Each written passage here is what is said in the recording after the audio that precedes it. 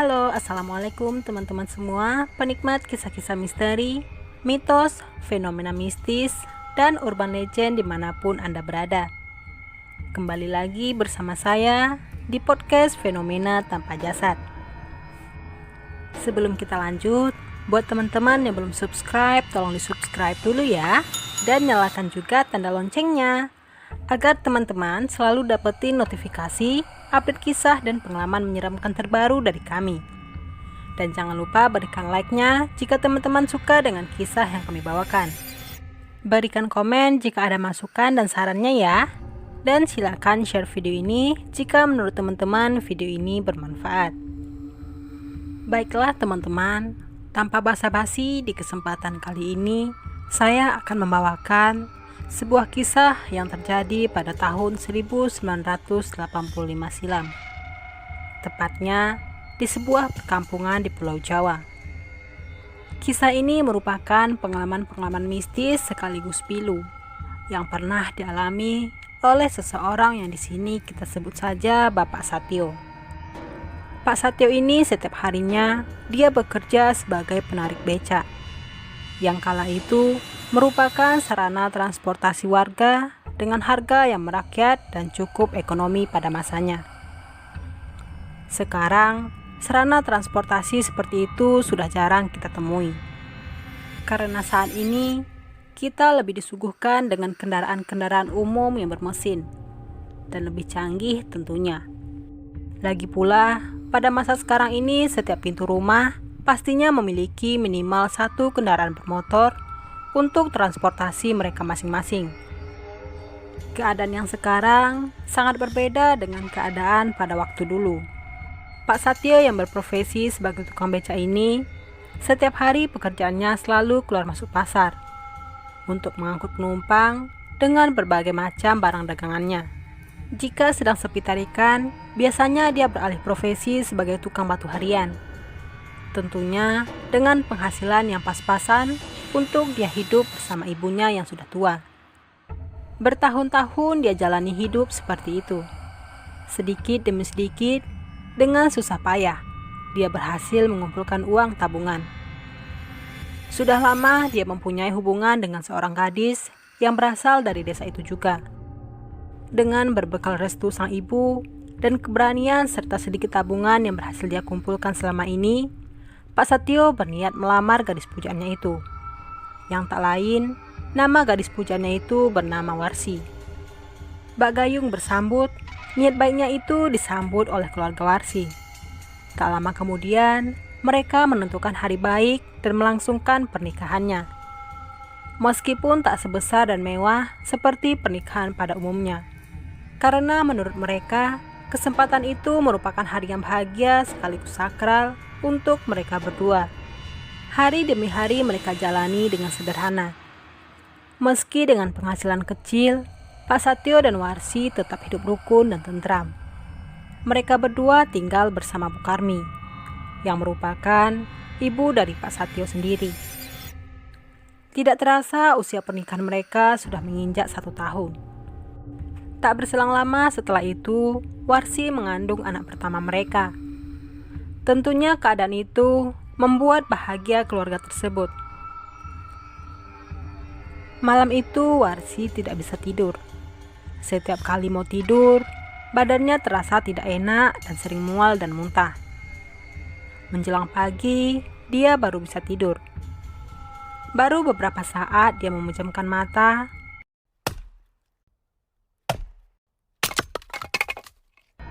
tiba-tiba terdengar suara kayu yang dipukul dari arah dapur. Merasa tidak nyaman, dia pun bangun dari ranjang tidurnya dan menuju ke sumur yang letaknya terpisah di belakang rumah. Biasanya sebelum dia ke sumur, dia harus melewati dapur terlebih dahulu.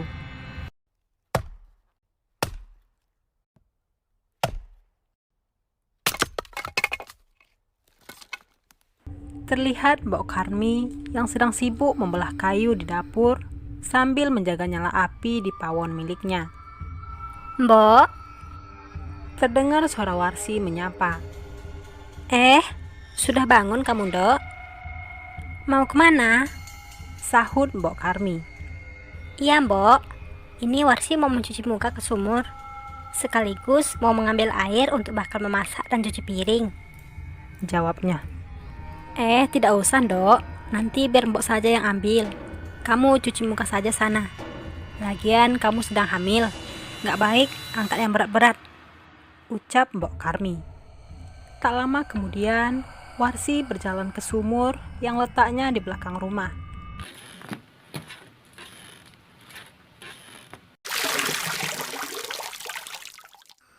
Terdengar decitan timba air dan suara bak air yang diisi dari sumur belakang. Dok, sedang apa kamu? Tanya Mbok Karmi setengah berteriak. Ini Mbok, lagi ngisi bak air, sekaligus menyuci muka. Jawabnya. Sudah, tinggalkan saja. Nanti biar Mbok yang isi. Kalau terjadi sesuatu dengan kandunganmu bagaimana? Sudah, cuci mukamu. Dan lekas bantu Mbok di dapur saja. Kata Mbok Karmi dengan nada tinggi. Iya, Mbok. Jawab Warsi. Tak lama kemudian, Warsi membasuh mukanya dan kembali berjalan menuju ke dapur. Sudah, Mbok. Apa yang bisa Warsi bantu? Tanya Warsi.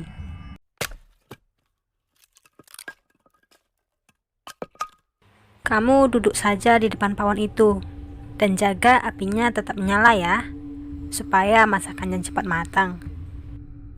Nanti Mbok ajarkan kamu resep makanan kesukaan suamimu.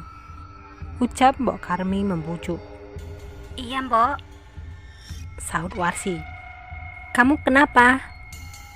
Kamu sakit? Atau habis berantem dengan suamimu? Tanya Mbok Karmi kembali. Tidak, Mbok. Badan Warsi hanya terasa lemah saja.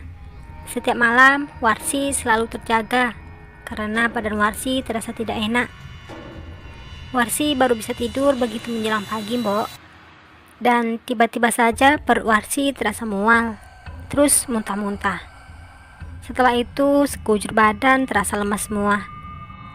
Jelas Warsi. Tidak apa-apa. Mungkin itu hanya bawaan bayi dalam kandunganmu. Oh iya, mana suamimu? Kok belum pulang?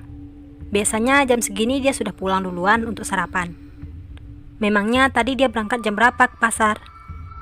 Tanya Mbok Karmi. Entah ya, Mbok. Warsi lupa. Sepertinya tadi dia berangkat sebelum subuh.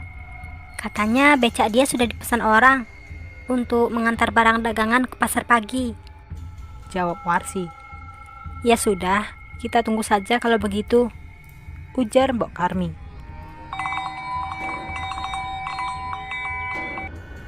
Tak lama kemudian, terdengar suara berbecak dari halaman rumah.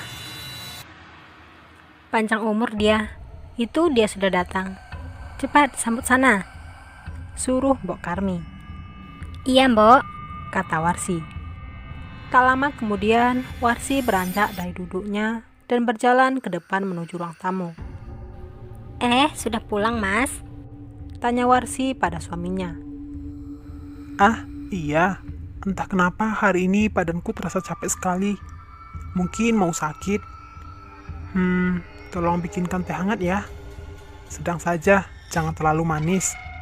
Kata Pak Satyo kepada istrinya. Iya, Mas, tunggu sebentar ya. Jawab Warsi.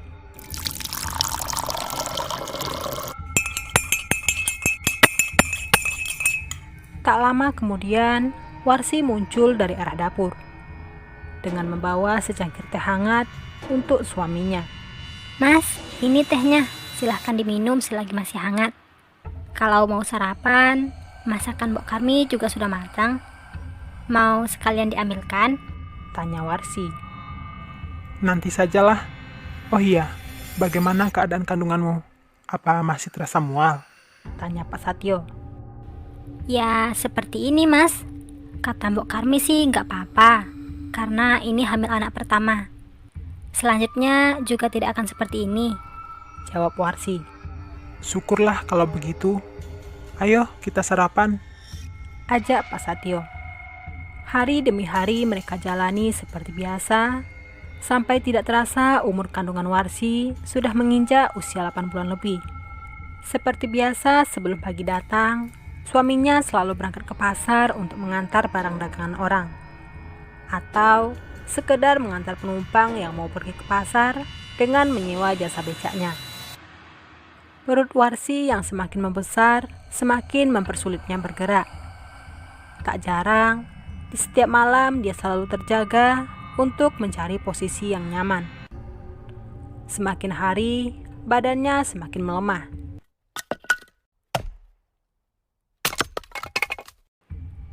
Lalu terdengar suara Mbok Karmi yang sedang membelah kayu dari arah dapur. Mbok, Terdengar suara Warsi menyapa sambil memegangi perut besarnya. Dan sesekali terlihat wajahnya meringis menahan sakit. sudah bangun kamu, Ndok? Mau kemana? Sudah di situ saja. Kamu mau apa? Biar Mbok ambilkan. Kata Mbok Karmi. Enggak lah Mbok, Warsi cuma mau mencuci muka ke sumur. Biar Warsi sendiri saja. Soalnya kalau tidak gerak, badan Warsi terasa sakit semua. Sahut Warsi. Ya sudah, hati-hati kalau begitu. Pesan Mbok Karmi. Baik, Mbok. Tak lama kemudian, Warsi berjalan menuju ke sumur belakang rumahnya sambil memegangi perutnya yang besar. Dia melangkah dengan hati-hati.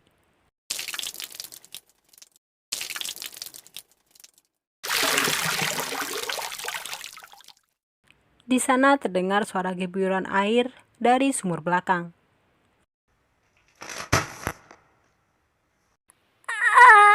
Sakit. Tolong.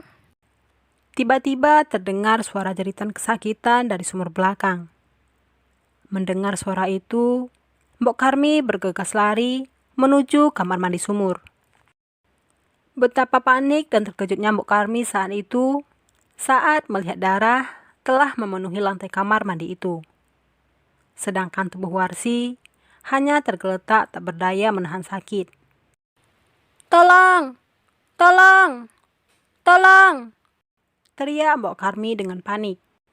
Tak lama kemudian beberapa orang tetangga mulai berdatangan. Lalu mereka segera membawa Warsi ke puskesmas desa yang jaraknya lumayan cukup jauh. Tak lama kemudian, Pak Satyo pulang dari pasar dengan becaknya. Betapa terkejutnya dia ketika melihat rumahnya telah dipenuhi banyak orang. Dengan tergesa-gesa, dia masuk ke dalam rumah di sana. Dia melihat tangan Mbok Karmi masih berlumuran darah sembari menangis. Mbok, ada apa ini Mbok? Apa yang terjadi? Tanya Pak Satyo bingung. Warsi le. Mbok Karmi tergagap. Warsi kenapa Mbok? Tanya Pak Satyo panik. Warsi jatuh di kamar mandi le. Sewaktu dia selesai mencuci mukanya. Darahnya di mana-mana. Simbo tidak tahu lagi bagaimana keadaannya sekarang. Soalnya tadi dia sudah dibawa langsung ke puskesmas desa oleh warga. Jelas Mbok Karmi. Sudah Mbok. Ayo kita susul dia ke puskesmas. Mudah-mudahan saja masih bisa tertolong. Ujar Pak Satyo. Dengan buru-buru mereka berdua menuju ke puskesmas desa. Baru saja mereka tiba di sana, langsung disambut kabar duka oleh pihak rumah sakit. Bahwasanya nyawa Warsi tidak dapat ditolong lagi.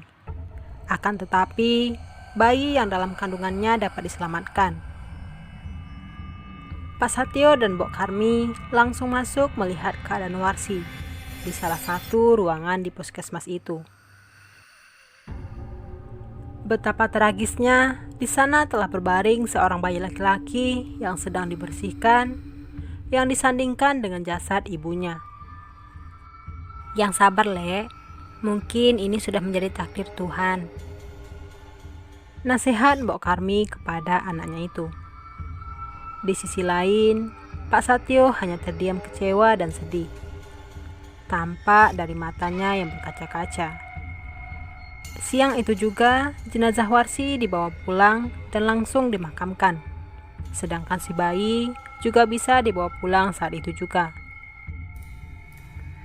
Karena di saat itu, tenaga-tenaga medis di puskesmas desa tidak sebanyak seperti sekarang. Setelah mengadakan tahlilan kecil-kecilan di rumah Pak Satyo, suasana kembali sepi. Duka dan kesedihan kembali menyelimutinya. Sedangkan bayinya tidur bersama Mbok Karmi di kamar. Dia merawatnya dengan penuh kasih sayang. Di sisi lain, Pak Satyo berbaring di kamarnya. Tatapannya kosong, melihat ke arah langit-langit, mengenang masa-masa indah bersama Jenet Warsi, istrinya. Waktu semakin larut, namun dia belum juga bisa tertidur.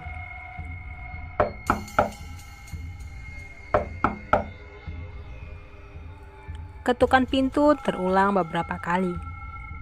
Siapa? Tanya Pak Satyo sambil gemetaran. Mas, aku pulang. Terdengar suara perempuan yang sangat khas dari luar rumah. Perlahan Pak Satyo beranjak dari tempat tidurnya dan kemudian berjalan menuju ke pintu depan rumahnya itu. Ketukan itu terulang lagi. Pak Satyo yang penasaran mencoba mengintip dari dinding bambu rumahnya. Namun, tidak ada seorang pun yang berada di sana. Percaya tidak percaya, di atas jok penumpang becaknya telah duduk sosok Warsi. Dengan mengenakan daster warna putih kesukaannya, yang dipenuhi oleh cipratan-cipratan darah yang mulai berubah menjadi warna coklat. Sosok itu terus menunduk sembari berkata, Kok aku ditinggal sih mas? Apa aku sudah tidak cantik lagi? Seketika Pak Satyo langsung membuka pintu rumahnya dan menyebut nama mendiang istrinya itu. Warsi? Namun, tidak ada seorang pun yang berada di sana. Jok penumpang becaknya pun kosong dan tidak ada orang. Dengan kecewa, dia kembali menutup pintu rumahnya. Selang beberapa waktu, tiba-tiba pintu rumah Pak Satyo terbuka dengan sendirinya, berbarengan dengan suara langkah kaki yang perlahan terdengar menuju ke arah dapur.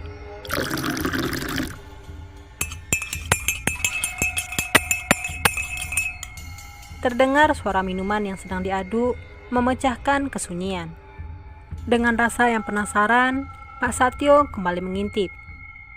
Di sana terlihat sosok Warsi memakai kemeja putih dengan bercak-bercak coklat, sedang berdiri dan mengaduk minuman di atas meja.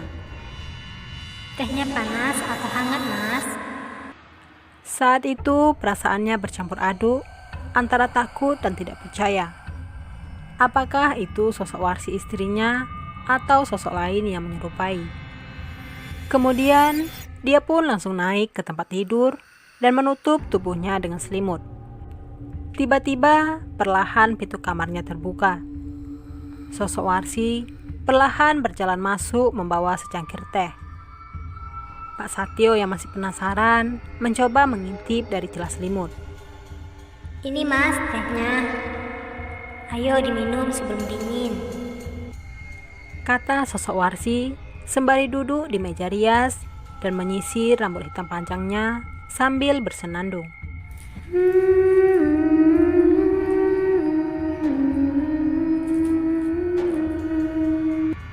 Begitu azan subuh berkumandang, sosok Warsi lenyap tak berbekas.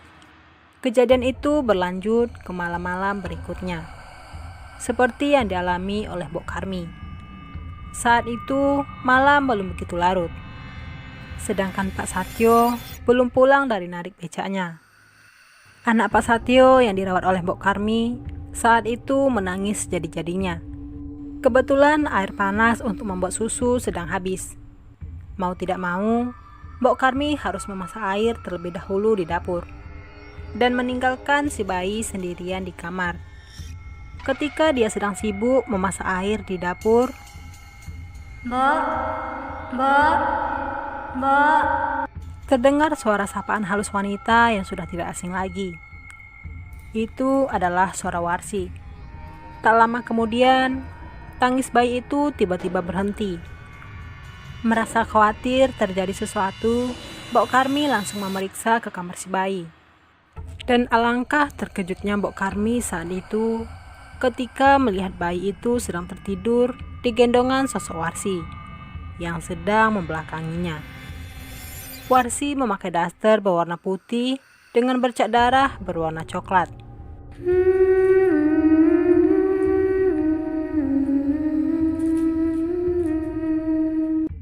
Selesaikan saja masa airnya, Mbok. Biar si kecil saya yang jaga. Kejadian ini berulang terjadi sampai suatu ketika pengalaman ini dialami oleh Pak Yasir, seorang yang berprofesi sebagai tukang becak. Seperti tukang becak pada umumnya, dia berangkat ke pasar sebelum subuh, di mana pada waktu itu keadaan jalan masih cukup lekang. Sambil melirik kanan dan kiri, berharap menemukan penumpang yang akan menyewa becaknya itu. Tiba-tiba becaknya dicegat oleh seorang wanita. Dia meminta diantarkan pulang. Kebetulan, tempat yang dia tuju tidak jauh dari tempat itu. Pak Yasir pun menyangkupinya. Kemudian, dia mulai mempercepat mengayuh becaknya itu. Tidak terasa sudah hampir 1 jam, becaknya hanya berputar-putar di situ-situ saja. Sampai akhirnya Pak Yasir mulai tersadar bahwa becaknya sudah berada di tengah makam dan dikelilingi oleh batu nisan. Tepatnya di mana Warsi pernah dimakamkan. Kejadian serupa juga dialami tukang becak lainnya yang bernama Pak Romli. Sewaktu dia akan berangkat ke pasar sebelum subuh, dia mendapatkan seorang penumpang wanita. Dia meminta Pak Romli mengantarkan dia untuk mencari suaminya ke pasar. Di tengah jalan, tiba-tiba wanita itu minta berhenti dan memberikan sejumlah uang kepada Pak Romli. Tak selang beberapa lama setelah wanita itu pergi, Pak Romli mencoba menghitung uang yang diberikan oleh wanita tersebut. Betapa terkejutnya Pak Romli saat itu, saat uang yang dia terima tadi telah berubah menjadi bunga-bunga mawar kering dan batu kerikil. Kejadian itu sempat terkenal pada waktu itu dan menjadi buah bibir warga sekitar. Seiring bertambah dewasanya anak Pak Satyo, kini sosok itu sudah jarang menampakkan diri lagi. Kabarnya, sosok sundel bolong akan menghilang begitu si anak beranjak dewasa. Pengalaman ini dibagikan oleh Pak Satyo bertujuan agar kita bisa mengambil nilai positifnya. Oke teman-teman, sampai di sini dulu kisah urban legend dan kejadian mistis kali ini dari fenomena tanpa jasad. Semoga teman-teman dapat mengambil hikmah dan pembelajaran yang terkandung dalam kisah yang kami bawakan. Untuk kisah-kisah misteri lainnya, silahkan pantengin terus channel ini ya. Dan jangan lupa untuk tekan tombol subscribe, like, comment, and share-nya. Biar kami makin semangat untuk membawakan kisah-kisah berdasarkan kisah nyata yang benar adanya dari berbagai narasumber. Terima kasih, salam keramat, satu nyali tanpa jasad. Wassalamualaikum warahmatullahi wabarakatuh.